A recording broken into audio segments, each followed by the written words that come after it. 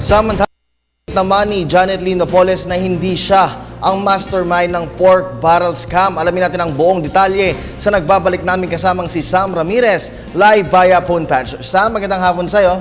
Magandang hapon din sa inyo, Kirby. Itinanggi nga ni Janet Lee Napoles na siya ang utak at arkitekto sa pagkamkam ng bilyong-bilyong halaga ng Priority Development Assistance Fund o PDAF.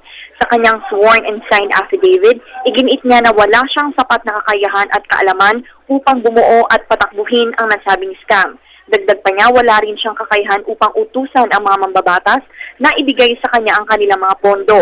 Hindi rin siya ang most guilty. Paliwanag ni Napoles, mismo ang mga mambabatas at ang kanilang mga ahente ang lumalapit sa kanya upang ialok ang kanilang PDAF. Sila rin mismo ang nagdidikta kung magkano ang kanilang magiging komisyon.